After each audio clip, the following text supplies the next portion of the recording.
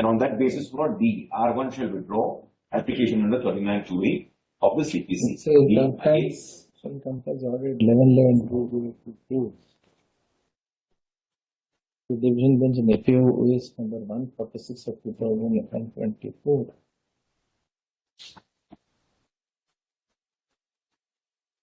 The different number 1 and 2 are served. D1. Only one. Only D1. Different number 1 has served different number 2 to 4 in the suit on the email which is available to them under subscribers agreement. Basic subscriber include. Under the basic and in the basic subscriber information. An affidavit of service in this regard had been filed.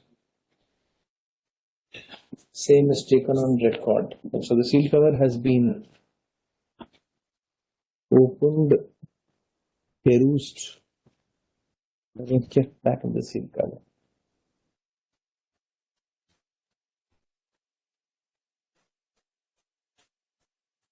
So respond number, the different number 2 to 4 are therefore been served. There is no appearance on behalf of different number 2 to 4. Yes, now start. Yes, if your lordship would have my rejoinder, I have summarized my entire submission in my rejoinder. I don't wish to take your lordship to anything else. Well, it's the rejoinder in my IA 32611 of 2024. Yes. If your lordship would have page 3 of that at para 10.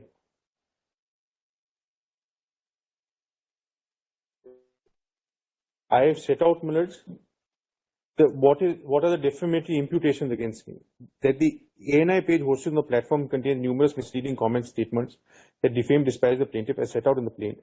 The contents of the plaint may be referred to in this regard, not being repeated herein for brevity. The impugned statements have been posted by defendant number 2 to 4 who are administrators of the ANI page. In substance, the impugned statements entail the following imputations to the reputation and character of the plaintiff. Plaintiff claim consistently acts at the behest of the Government of India and Bharatiya Janata Party. Plaintiff is a propaganda tool, mouthpiece for the Government of India. Plaintiff is engaged in low quality journalism that led to news organizations ceasing their subscriptions. Plaintiff is engaged in spread of fake news. Plaintiff mistreats his employees and staff. Now, my lords, if your lordship will have the argument that was made, my lords, and I have set out in the plaint, my lords, how these are false. Let us see your prayer in your third line 1 and 2. Yes.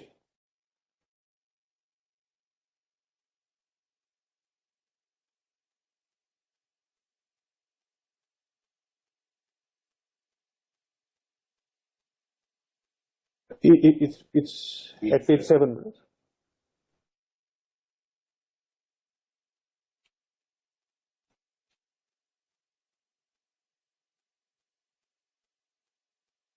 Pass an order against defendants, restraining them from posting, publishing, uploading, writing, speaking, distributing any false, misleading, and defamatory content against the plaintiff on any platform. Because I limit this to what I've pleaded in the suit. The statements that I've pleaded, those statements may be restrained. Pass an injunction against defendant number 1 or its agent, any person acting in behalf of its authority, directing it to remove all false, leading, defamatory content available on its platform which can tarnish the reputation of the plaintiff, and further restrain the users and administrators from publishing anything defamatory against the plaintiff on his platform. Again, I'll limit it to what statements I've pleaded in the suit.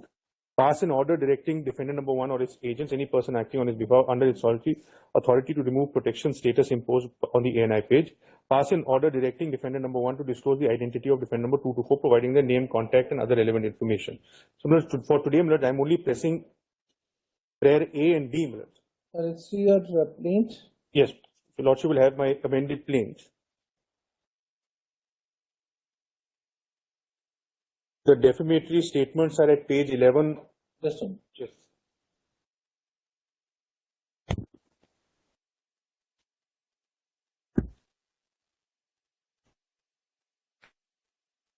They are at page? Plus para 3 minutes or at page 1 of the plaint. If your lordship sees this is a tabular form,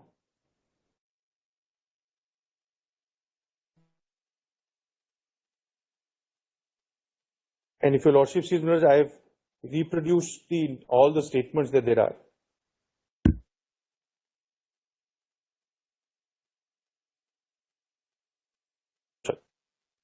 Yes. And along with that, if your lordship will have at para 39,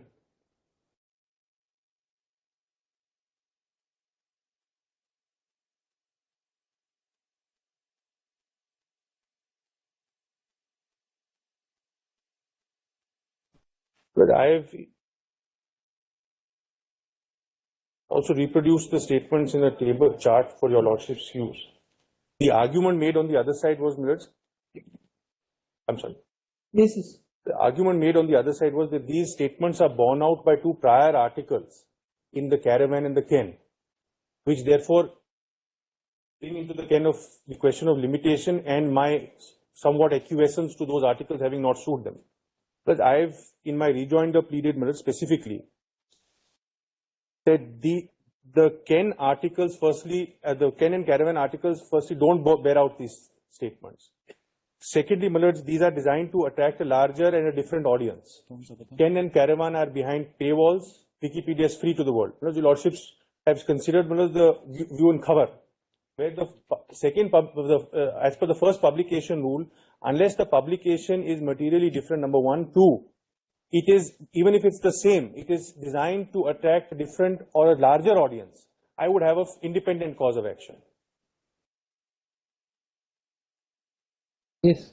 And insofar as imputations against a journalist or a news organization as to them acting at the behest of someone else, including the government or a political party. Even as I assume. Yes, sir. I think defendant number 2 to 4 have not come. Yes, sir.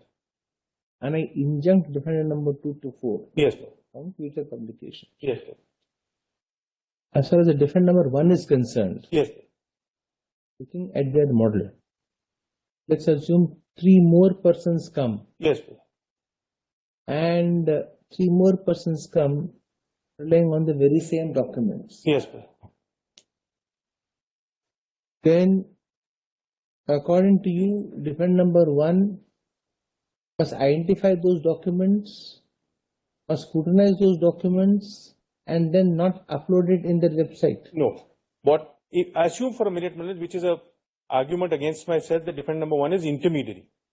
What would be the obligation of, if your lordship is set out in your... Whether it is intermediary or not, I'll decide in the final stage. Your lordship may have to consider aspects of it at prima facie stage, but your lordship may keep that aside for a moment. Yes. And I'll show that. Yes. Your lordship will only consider that if there are intermediary and that cases to be believed, your lordship will set out and adjudicate certain statements to be defamatory. Your lordship will list it out. They will be provided that information. They will be obliged in terms of Rule 33B of the intermediary guidelines to take it down, unless defendant number 2 to 4 do it themselves. But your lordship will direct them that if they don't do it, you must do it within 36 hours. They have the guidelines with you. And their policies also say that. And if your lordship sees, quite apart from that, I'll just show the rules also, just get the intermediary guidelines.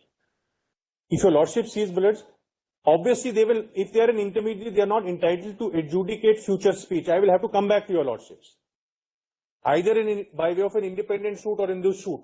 Therefore, the thing is that unless it's a repetition. So let's assume. Yes, I asked them to take down as far as defendant number 2 to 4 who have not come here, because let's assume I'm with you, and then I say that defendant number 2 to 4 have not come. Yes. Have not defended it. Yes. It is their correction on their website. Yes. And therefore, according to me, which is not correct, and I ask them to take it down. Yes. Then they will take it down. Obviously, it's not of the court. There is no problem there. But what about other persons coming? Say, for every time you'll have to come to the court to ask them to take it down. The lordship will see, as a lordship's officer, I cannot argue a dynamic injunction and defamation case. And I won't do that. Because I'm conscious of, also as a lordship's officer of free speech. I don't want defendant number 1 to decide what is defamation. Correct. Ever. Correct. As a news organization. Correct. But quite apart from that, your lordship will see the peculiar circumstances of this case. The peculiar circumstances are this. Service to defendant number 2 to 4 is resisted tooth and nail. Your lordship has seen that. They issue a public statement to say that we have informed defendant number 2 to 4 in July, when the litigation started. We are in December, 6 months later. I serve upon them interrogatories. Please tell me, what have you written to them, when have you written to them, and how have you written to them? Germane issues to the suit. Because I have to, if tomorrow if your lordship has to proceed ex parte against 2 to 4, your lordship will have to require that information whether they have effective service. And quite apart, if I have to press ex parte before your lordship. Those questions doesn't arise now because not since Your lordship may only consider that aspect. Then today the interrogatory is still being opposed.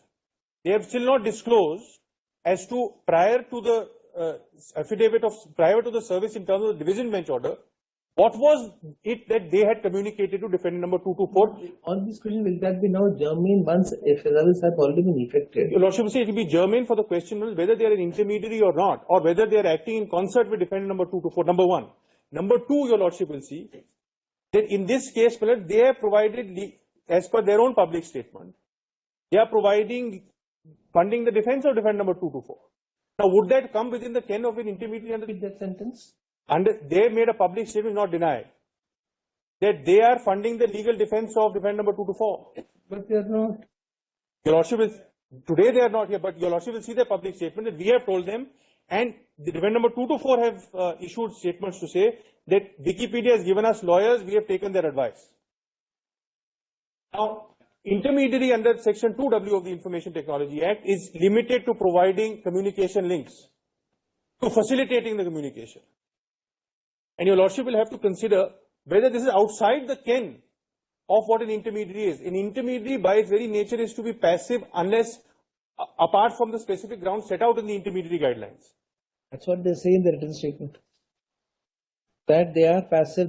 What they say is that, look here, we have a group of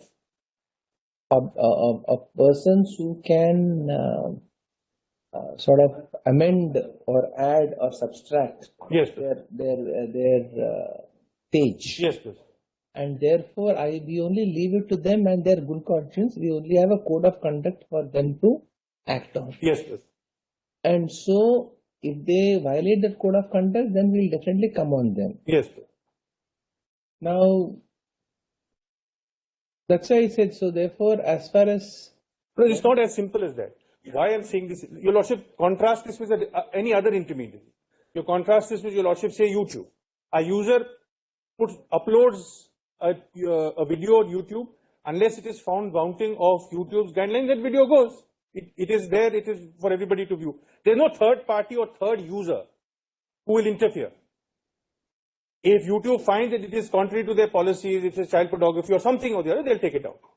Or they will act on the basis of a court order. That's or if a person comes to the court and the court hasn't taken it. On the basis of a court order. Your lordship will see this is not that scenario. This is a scenario.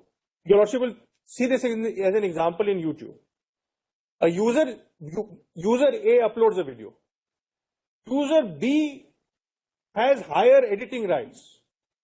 So therefore, it is Not just what is there in the intermediary guidelines, he has higher editing rights on his basis. If he thinks he likes it, dislikes it, correct, wrong, on basis of guidelines that they give in addition to what is there in the intermediary guidelines, user B is entitled to change what user A has published.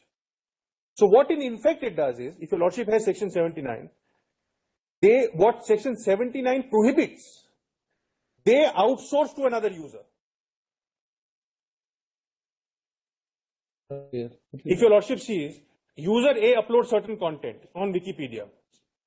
User B has got a right to edit that. Has higher rights of editing. Correct. Now let's assume there are two users who have a higher rate of editing. Yes, sir. Which will lead to a war between two users. That's right. Now, in which circumstances, what is the role of the platform? This idea of a war, these wars take place every day on Twitter or Facebook or YouTube or any of the intermediary. The platform doesn't designate a high council of users who will police this war. So we only have section 79 and why I'm The IT Act. yes, please. And why I'm pressing that. Can I come back in 5 minutes? Certainly, of course.